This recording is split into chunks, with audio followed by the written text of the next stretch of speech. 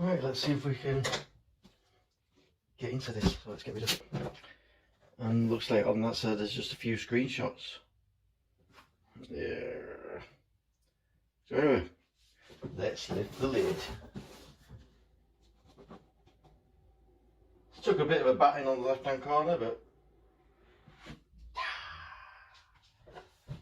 there we go. So what we've got here, little destruction manual, which we all know how we like to read these, don't we? But, yep, that's that. Little bit of packaging.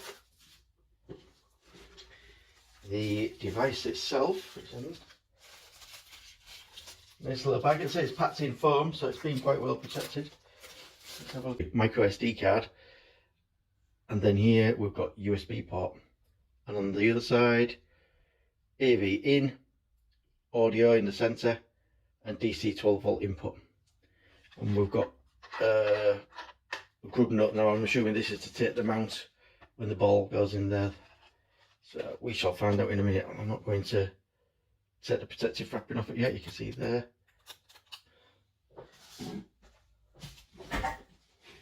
Right, so another layer of packing and another piece of cardboard. So this is the anti-slip. So you're going to sit this on top of your dashboard, and then your dashboard will be mounted, or just sit on top of that. It stops it sliding backwards and forwards when it's mounted to your screen. Alright, but we'll look at that more in depth when we fit it. So we've got an audio jack lead, so 3.5mm jack lead at each end, jack port. So that's if we're using an auxiliary. What else have we got in here? So power. So, and there we have here, look, a push button for on and off. So how long is this lead? Let's have a look.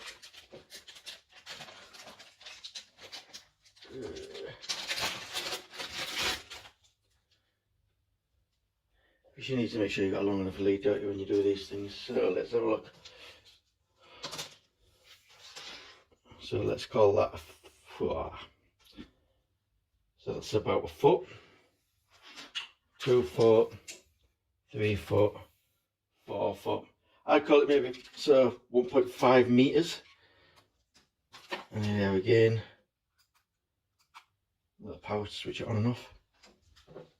Cool. Windscreen mount. So this is what I said earlier about that bit going into the back of the device, into there. Take that ball joint off, and then screw it back on. What else we got? Also, we've got a double cigarette port adapter with USBs in the centre.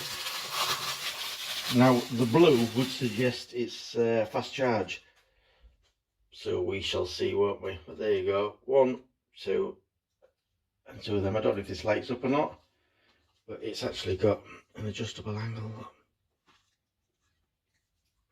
So yeah, that'll come in handy, that, because I've got God knows how much stuff in my van.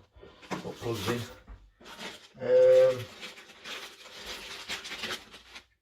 Camera, which is there to mount on the rear of your vehicle if you're going to use it. I'm not sure I'm going to, because I've got a reversing camera in my van anyway. And we've got this which can stick onto your dashboard. There we go, look, shiny surface. So then this mount, if needed, can go on there. Cool. So that's everything out of the box. So let's just put some of this back in here. And then what we're going to do is see about setting it up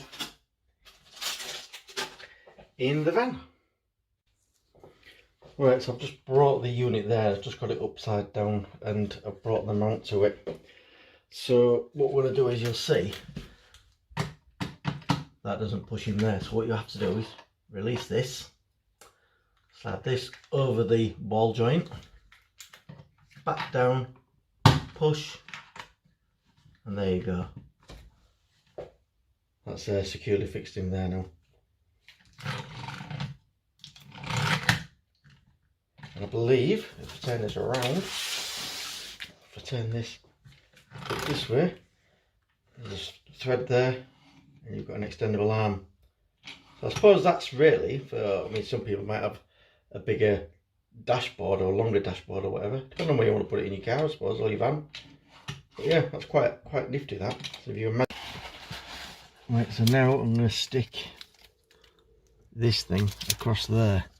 But before I do that, I'm just going to use a bit of my AutoSmart G101. Just make sure this is a nice clean surface, so the plastic rubber mat will stick to it. Get rid of any contaminants.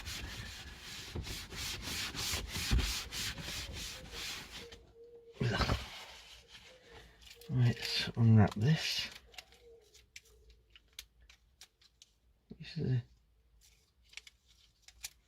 Right, I'll take the underside off, and then let's stick it round about there.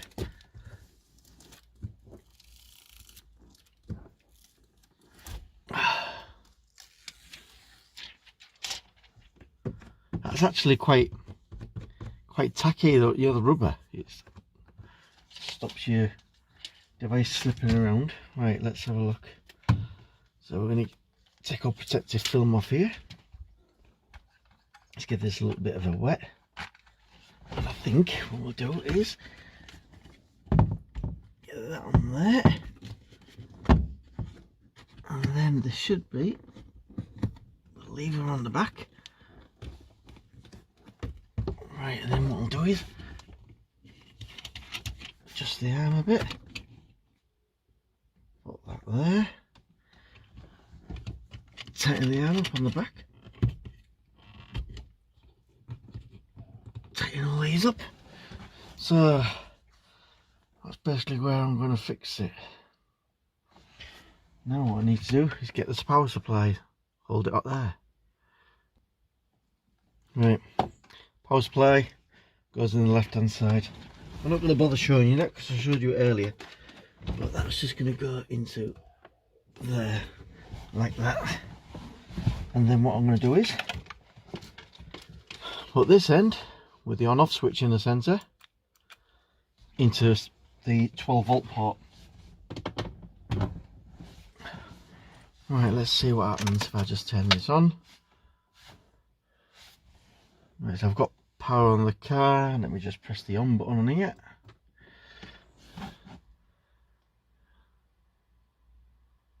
There's a little motif on there. I've not took the protective film off there yet, so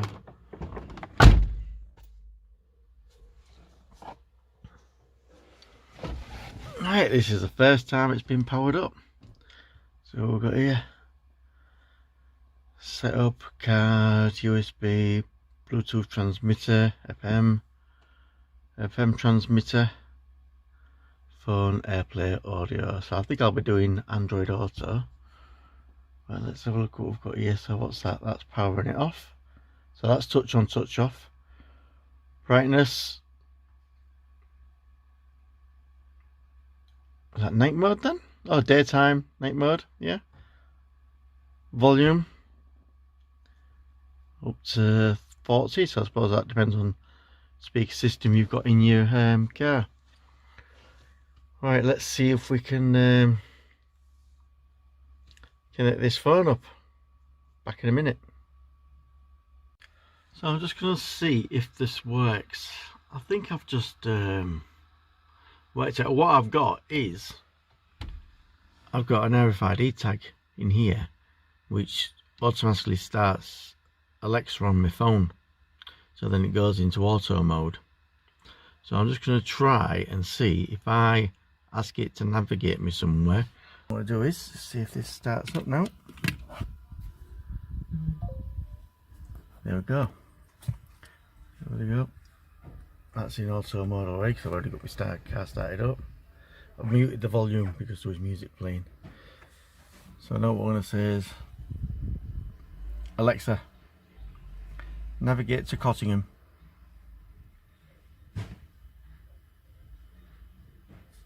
And you won't hear her because I've muted the sound.